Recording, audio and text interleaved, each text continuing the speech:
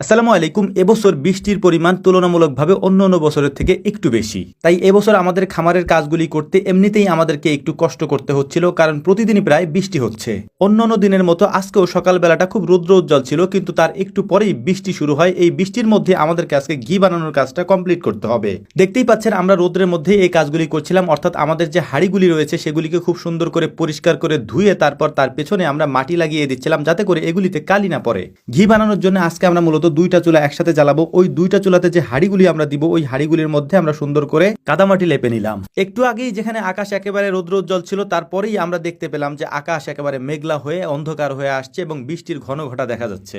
এজন্য মূলত আমরা আগে থেকে একটা প্ল্যান করে রেখেছিলাম, একটা ত্রিপল আমরা এখানে রেখে দিয়েছিলাম, যাতে করে বৃষ্টি আসার আগেই সেটাকে দিয়ে আমরা এখান থেকে বৃষ্টিটাকে ঠেকাতে পারি, অর্থাৎ আমাদের এই কাজের জায়গাটা যেন নষ্ট না হয়। ত্রিপলটা টানিয়ে দেওয়ার পরে সুন্দর করে পাত্রগুলিকে আবারও আমরা মুছে নিলাম, এবং মুছে নেওয়ার পরে এটার মধ্যে আমরা এখন ক্রিম দিয়ে দিব। ক্রিমগুলিকে আমরা এক জায়গায় নিয়ে এসেছি এবং এখান থেকে নিয়ে আমরা ওই পাত্রের মধ্যে ঢেলে দেবো ইনশাআল্লাহ। এরই মধ্যে গুড়ি গুড়ি বৃষ্টি শুরু হয়েছে, পরিপূর্ণভাবে বৃষ্টি এখনো নামা শুরু করেনি। আমরা আমাদের জালটা জ্বালিয়ে দিচ্ছিলাম চুলার মধ্যে। জালটা সুন্দর করে জ্বালিয়ে দেওয়ার পর ক্রিমগুলিকে আমরা ঢেলে দিব আমাদের এই পাত্রগুলির মধ্যে। যদিও জাল খুব সহজে জ্বলতেছিল না, কারণ মাটিটা একটু ভেজা, যে কারণে আমাদের একটু কষ্ট হচ্ছিল জাল জ্বালাতে। আলহামদুলিল্লাহ, জাল জ্বালানোর পরে আমাদের এখন মূল কাজ হচ্ছে এই ক্রিমগুলিকে এই পাত্রগুলির মধ্যে দিয়ে দেওয়া এবং আমাদের পূর্ণাঙ্গ কাজটা শুরু করা, অর্থাৎ ঘি বানানোর যে মূল প্রসেস সেটা শুরু করা। ঘি বানানোটা একটু কঠিন কাজ, এটা আমি আপনাদেরকে এর আগের কয়েকটা ভিডিওতেও দেখিয়েছি যে এটা বানাতে অনেক বেশি কষ্ট আমাদেরকে করতে হয়। এর পাশাপাশি অনেকে আমাদেরকে প্রশ্ন করেন যে ভাই ক্রিমটা কিভাবে তৈরি করেন।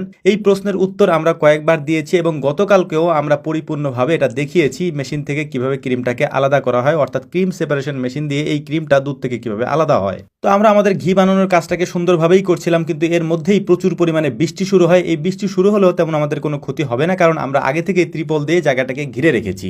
ঘি বানানোর সময় সব থেকে কঠিন যে কাজটা আমাদেরকে করতে হয় সেটা হচ্ছে এইটাকে অনবরত নাড়তে হয়, অর্থাৎ 3 ঘন্টা 3.5 ঘন্টার মতো এই কাজটা আমাদেরকে করতে হয়, এবং এই টাইমটা পুরোটাই হচ্ছে যে অনবরত নাড়তে হয়। 1 মিনিটের জন্য এই নাড়াটাকে আমরা বন্ধ করি না। আমরা একজন নাড়াটা বন্ধ করলে আবার আরেকজন সেটা ধরে নাড়তে শুরু করে। এই কারণে হচ্ছে এই কাজটা একটু কঠিন। এর থেকে 1 মিনিটের জন্য কোথাও সরেও যাওয়া যায় না। খাওয়া দাওয়া সবকিছু আমাদের এখানেই হয়। তো আলহামদুলিল্লাহ, এটাকে আমরা দুপুরের পরে উঠিয়েছিলাম। এখন প্রায় সন্ধ্যা, প্রায় রাত হয়ে গিয়েছে। তো আমাদের একটা ঘি তৈরি হয়ে গিয়েছে, অর্থাৎ যেটাকে আমরা কড়াইয়ের মধ্যে দিয়েছিলাম সেটা তৈরি হয়ে গিয়েছে। আমরা যেহেতু দুইটা পাত্রে দিয়েছিলাম, তাই আমাদের সময় একটু বেশি লাগতেছে। এর পাশাপাশি হচ্ছে যে আমাদের কষ্ট একটু বেশি হচ্ছে। যদিও আমাদের যদি বড় একটা তাফাল বা হচ্ছে যে যেটাকে আমরা খোলা বলি, এই খোলার মধ্যে যদি আমরা এটাকে বানাতাম তাহলে হয়তো এত কষ্ট হতো না। ইনশাআল্লাহ সামনে আমরা সেটাই করব, কারণ এটার মধ্যে যদি বানাতে যাই আমাদের সময়ও বেশি লাগে, এর পাশাপাশি আমাদের কষ্টও বেশি হয়। এটা থেকে লাঘব পাওয়ার জন্য একটা তাফাল বা হচ্ছে যে একটা খোলা আমাদেরকে কিনে আনতে হবে, যেটার মধ্যে ঘি আমরা বানাতে পারবো ইনশাআল্লাহ। ঘি আমরা যেদিন বানাই সেদিন আমাদের অন্য সব কাজ বন্ধ থাকে, অর্থাৎ এখানে আমাদেরকে থাকতে হয় সেই পর্যন্ত যেই পর্যন্ত ঘিটা একেবারে পরিপূর্ণভাবে আমরা তৈরি করতে না পারি। আলহামদুলিল্লাহ,